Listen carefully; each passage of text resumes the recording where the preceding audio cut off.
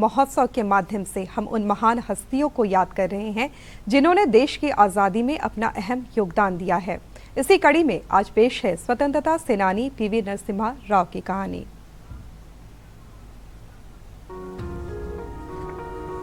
आजादी का सफर की आज की कड़ी में हम स्वतंत्रता सेनानी और देश के पूर्व प्रधानमंत्री पीवी नरसिम्हा राव का स्मरण कर रहे हैं, जिनकी आज जयंती है।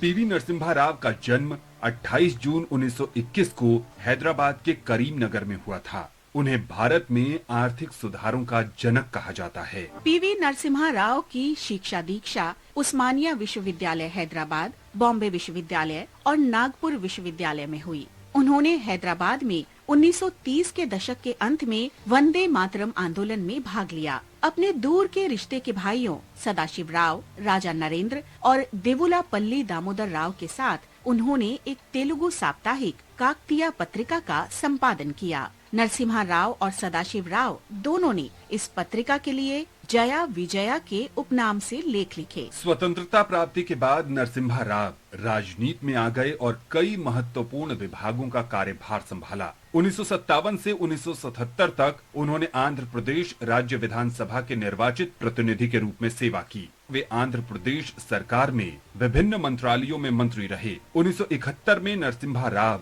आंध्र प्रदेश के मुख्यमंत्री बनाए गए। अपने कार्यकाल के दौरान उन्होंने कड़ाई से भूमि सुधार और भूमि सीलिंग कानून लागू किया। उन्होंने तथाकथित छोटी जातियों के लिए आरक्षण भी सुनिश्चित किया। 1977 में वे लोकसभा के लिए चुने गए और गृह मंत्रालय से लेकर रक्षा और विदेश मंत्रालय तक विभिन्न महत्वपूर्ण मंत्रालयों में कार्यरत रहे। पीवी नरसिम्हा राव 1991 में भारत के प्रधानमंत्री बने और उन्होंने भारतीय अर्थव्यवस्था के उदारीकरण का सफल नेतृत्व किया। आर्थिक सुधारों से भारतीय अर्थव्यवस्था विदेशी निवेश के लिए खुली। पूंजी बाजार में सुधार हुआ, घरेलू व्यापार का विनियमन संभव हुआ और व्यापार व्यवस्था में भी सुधार आया। इन सुधारों का प्रभाव इस वास्तविकता से आंका जा सकता है कि देश में कुल विदेशी निवेश 1991-92 में 13 करोड़ 20 लाख डॉलर से बढ़कर 1995-96 में 5 अरब 30 करोड़ डॉलर तक पहुंच गया। इन सुधार उपायों से भारत में विदेशी निवेश में वृद्धि जारी रही और भारत को एक मजबूत वैश्विक अर्थव्यवस्था बनाने में मदद मिली।